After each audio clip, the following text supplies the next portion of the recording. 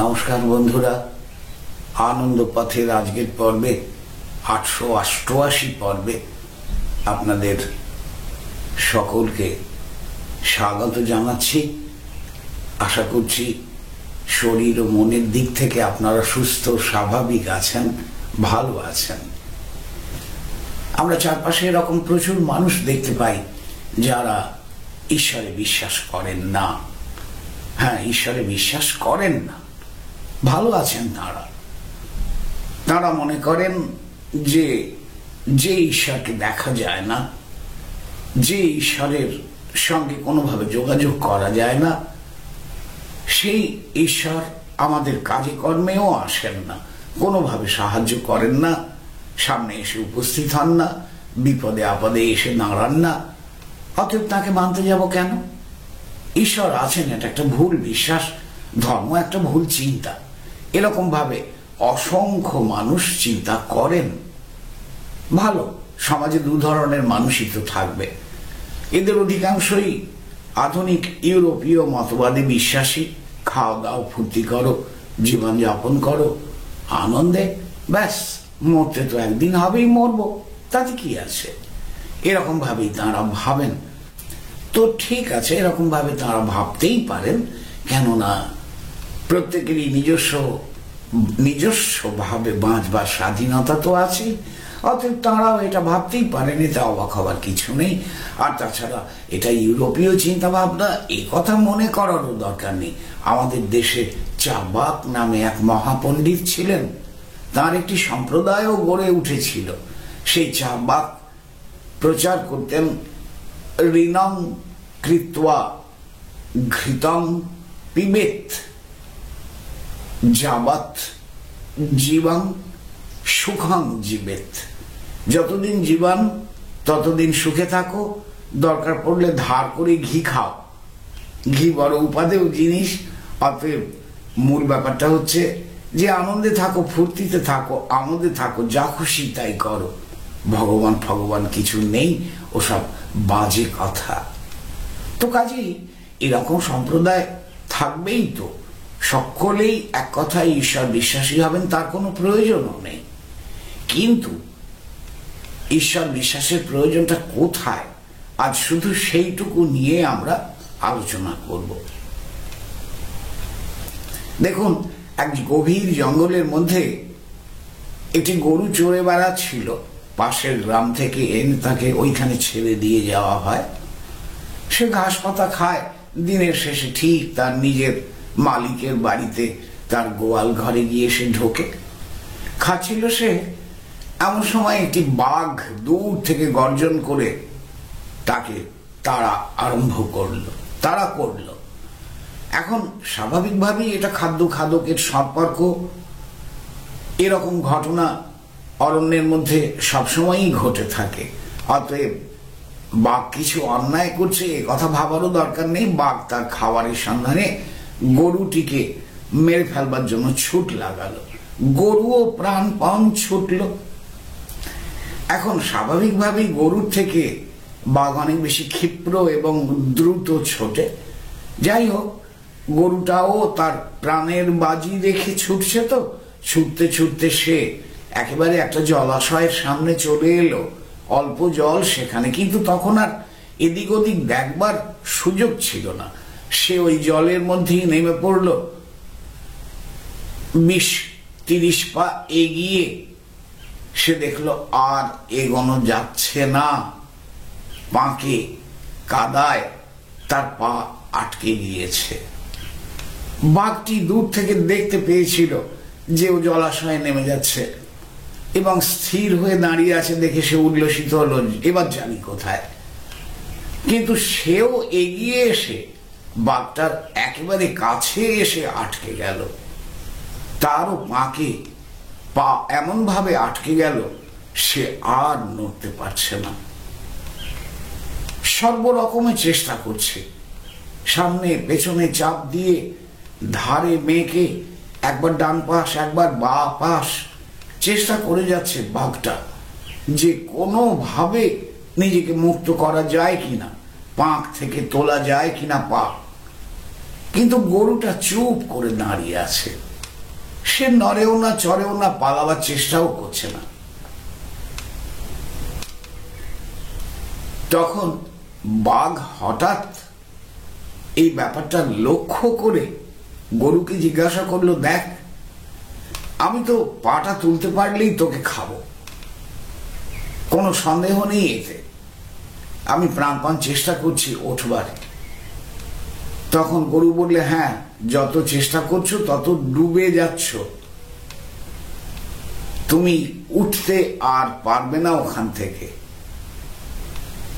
বাঘ বললে, সে দেখা যাবে ক্ষণ, আসল কথাটা বলতো, তুই এত চুপ করে নিশ্চিন্ত হয়ে দাঁড়িয়ে আছিস কি করে? তোর তো কোনো চেষ্টা চঞ্চলতা দেখছি না, মরবি জেনেও দাঁড়িয়ে আছিস। তখন গরুটা বললে, আমি মরবো না, তোর ক্ষমতা নেই তুই ওখান থেকে উঠবি, আমি মরবো না, আমি বেঁচেই থাকবো, আমার কোনো দুশ্চিন্তা নেই। বাঘ বললে, আচ্ছা বেশ, তাই যদি হয়, তুই বেঁচেই থাকবি, ধরে নিলাম, আমিও উঠতে পারবো না, তুইও উঠতে পারবি না, তাহলে তো এইখানে দাঁড়িয়েই মরবি, তাহলে তোর বাঁচবার চেষ্টা নেই কেন?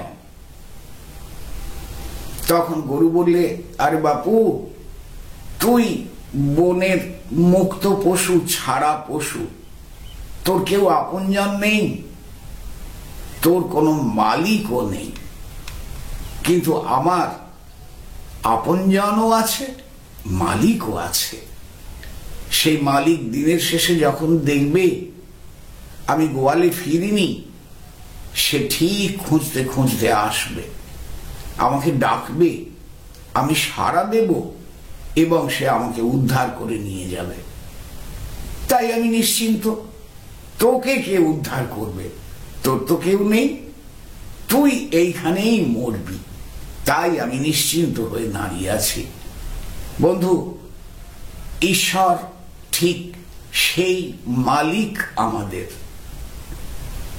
আমরা যখন আন্তরিকভাবে তাঁকে স্মরণ করি, সত্যিকারের ভালোবেসে তাঁর কাছে আশ্রয় নিই, তখন তিনি আমাদের পরিপূর্ণ খেয়াল রাখেন সব দিকে, সর্ব ব্যাপারে, এবং তিনি সর্বৈবভাবে আমাদের উদ্ধার করেন, রক্ষা করেন, আমাদের সর্বরকমে তিনি একমাত্র আশ্রয়। এই হলো বিশ্বাস, ভক্তের বিশ্বাস, এখানেই তার অস্তিত্ব, এই বিশ্বাসের মধ্যে। এই বিশ্বাসের মধ্য দিয়েই একদিন তার সব সাহায্য, সব রকম সমর্থন, সব রকম সহযোগিতা এবং উদ্ধার কাজও, বিপদ থেকে আমাকে রক্ষা করার কাজও আমরা লক্ষ্য করতে পারি। কিন্তু যার কোনো মালিক নেই, তার ভরসা কোথায়?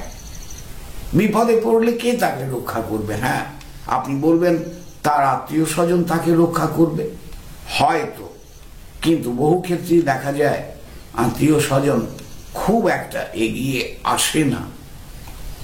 আর অর্থ সম্পদ, সেগুলোও তাকে রক্ষা করবে। হ্যাঁ, নিশ্চয়ই, অর্থ যতক্ষণ আছে ততক্ষণ সে বিপদ থেকে নিজেকে রক্ষা করবার উপায় হিসেবে অর্থ এবং সম্পদকে ব্যবহার তো করবেই, কিন্তু এসবেরও একটা সীমাবদ্ধতা আছে। অনন্ত ঐশ্বর্য কারুর ঘরে নেই, অতএব এক সময় তার ওই সঞ্চিত অর্থ সব শেষ হবেই, সম্পদ তাও শেষ হয়ে যাবে।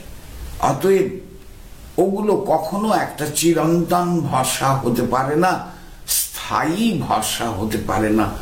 সাময়িকভাবে নিশ্চয়ই ভরসা রক্ষা করবে তাকে, কিন্তু ঈশ্বর, তিনি আমার চিরকালের, তার কাছে আমার তো কোনো কিছুর শর্ত নেই,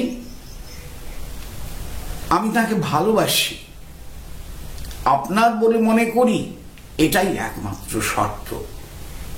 তাই এই ভালোবাসার টানে, যাকে আমরা ভক্তি বলি, সেই ভক্তির টানে ঈশ্বর আসেন, ভক্তকে রক্ষা করেন। যে ভক্ত বিশ্বাসী সে ঈশ্বরের সাহায্য পাবেই। বিশ্বাস দিয়ে এত কাণ্ড হয় আপনি বলতে পারেন? আপনার নিজের জীবন পর্যালোচনা করে দেখুন, বিশ্বাস দিয়েই সমস্ত বড় বড় ঘটনা ঘটেছে মানুষের জীবনে। আপনার জীবনেও বারবার ঘটবেই। অতএব বিশ্বাসকে তুচ্ছ করে ভাববার কিচ্ছু নেই। বিশ্বাস এক দারুণ শক্তি। এই শক্তিকে কাজে লাগিয়ে আপনি যদি আপনার প্রভুর সঙ্গে, আপনার মালিকের সঙ্গে, আপনার মায়ের সঙ্গে, আপনার সখার সঙ্গে একবার কোনোভাবে নিজেকে আত্মসমর্পণ করে দিয়ে যুক্ত করতে পারেন, তাহলে এই ভগবত বিশ্বাসেই আপনি সমস্ত রকম সমস্যা থেকে মুক্ত হবেন বন্ধু। ব্যাপারটা চিন্তা করলে সহজেই বুঝতে পারবেন। তাই ঈশ্বর বিশ্বাসের প্রয়োজন আছে। ঈশ্বর বিশ্বাসের দ্বারাই আমরা সুস্থভাবে বেঁচে থাকতে পারি। আপনাদের সকলকে ধন্যবাদ, সকলের শুভ কামনা করছি। সকলকে নমস্কার জানিয়ে আজকের মতো এখানেই শেষ করলাম।